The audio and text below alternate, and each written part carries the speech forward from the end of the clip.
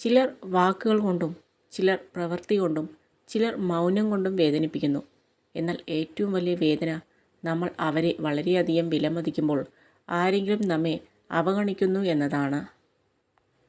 3 തരം ആളുകളെ ഒരിക്കലും മറക്കരുത്. 1. നിങ്ങളുടെ പ്രയാസകരമായ സമയങ്ങളിൽ നിങ്ങളെ സഹായിച്ചവർ. 2. നിങ്ങളുടെ പ്രയാസകരമായ സമയങ്ങളിൽ നിങ്ങളെ ഉപേക്ഷിച്ചവർ. 3. നിങ്ങളെ ബുദ്ധിമുട്ടുള്ള സമയങ്ങളിൽ ആരാണ് തള്ളിക്കളഞ്ഞത്? ജീവിതത്തിൽ എന്തൊക്കെ ഉണ്ടായാലും ഒന്നിലും തൃപ്തി വരാത്തവരാണ് നമ്മൾ. നമ്മുടെ ജീവിതം മറ്റുള്ളവരുടേതുമായി താരതമ്യം ചെയ്യുമ്പോൾ മനസ്സിൻ്റെ സ്വസ്ഥത നഷ്ടപ്പെടുന്നു. നമ്മൾ എത്ര ശ്രമിച്ചാലും അവരാകാൻ നമുക്കോ നമ്മളാവാൻ അവർക്കോ കഴിയില്ല എന്നതാണ് സത്യം.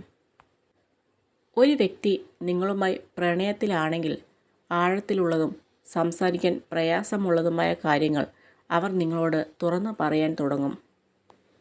ഒരു വ്യക്തി തന്നേക്കാൾ കൂടുതൽ മറ്റുള്ളവരെക്കുറിച്ച് ചിന്തിക്കുമ്പോൾ മാത്രമാണ് സമ്മർദ്ദവും വിഷാദവും അസ്വസ്ഥതയും ഉണ്ടാകുന്നത്. ഉപ്പ് പോലെയാണ് വാക്കുകൾ. പാകത്തിന് ഉപയോഗിക്കാവൂ.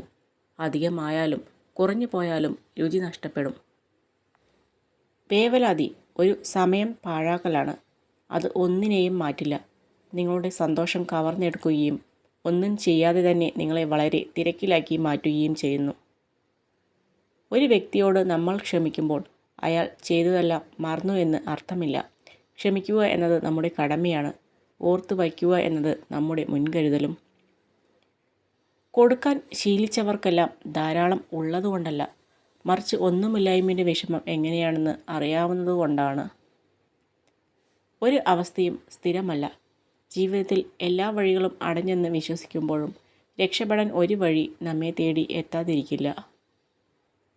ഒരു ജ്ഞാനിയും വിഡ്ഢിയും തമ്മിലുള്ള ഒരു വലിയ വ്യത്യാസം. ആദ്യത്തെയാൾ തനിക്ക് ലഭിക്കാൻ സാധ്യത ഉള്ളതിനു വേണ്ടി മാത്രമാണ് ആഗ്രഹിക്കുന്നത്. രണ്ടാമത്തെയാൾ ഇഷ്ടപ്പെടുന്നതെല്ലാം ആഗ്രഹിക്കുന്നു.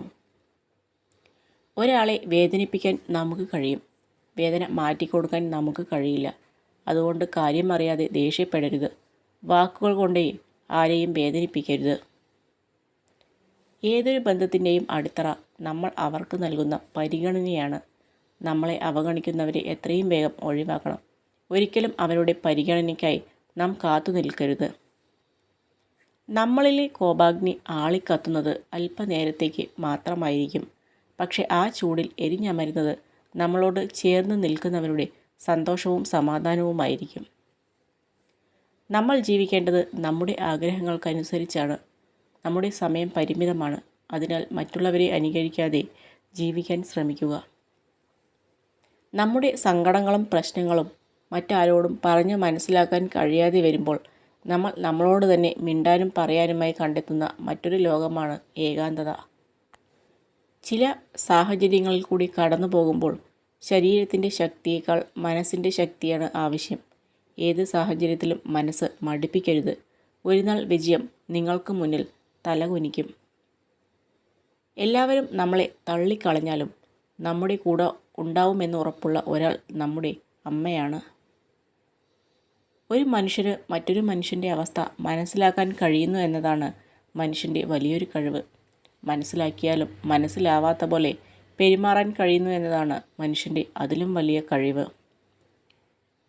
അപവാദങ്ങളെ ഒരിക്കലും ഭയക്കരുത്. നമ്മളെ അതുകൊണ്ടൊന്നും തകർക്കാൻ കഴിയില്ല എന്ന് മനസ്സിലാകുമ്പോൾ ഇറങ്ങിത്തിരിച്ചവർ നിശബ്ദരാകും. സ്വയം തോൽക്കാതിരുന്നാൽ മാത്രം മതി. ആരുടെയെങ്കിലും ദാരിദ്ര്യം കാരണം ബന്ധങ്ങൾ തകർക്കരുത്. കാരണം പണക്കാരുടെ വീട്ടിൽ കിട്ടാത്ത ബഹുമാനം പാവപ്പെട്ടവൻ്റെ വീട്ടിൽ കിട്ടും.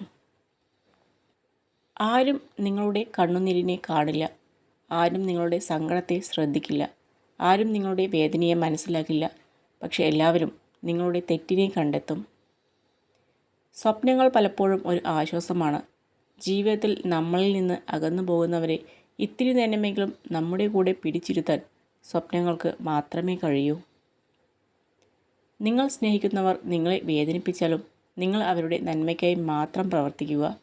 കാരണം ഏറ്റവും അന്തിമമായി നിങ്ങൾ അവരെ സ്നേഹിക്കുന്നു എന്നതാണ് യാഥാർത്ഥ്യം.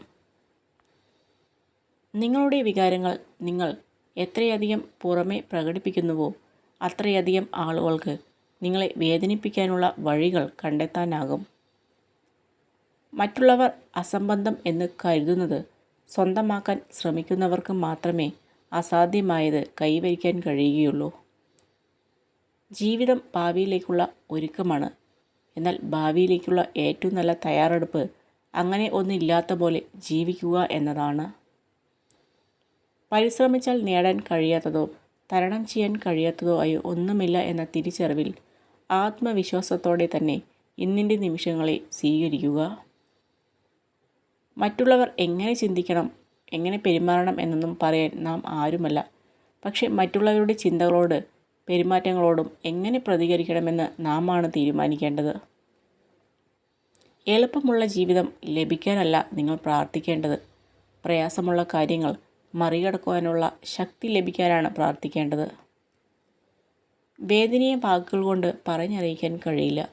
എന്നിരുന്നാലും ഒരാളുടെ വേദനയിൽ എത്രമേൽ കൈത്താങ്ങാകുവാൻ നമുക്ക് കഴിയുമോ അതായിരിക്കും നമ്മൾ അവർക്ക് നൽകുന്ന ഏറ്റവും വലിയ സമ്മാനം.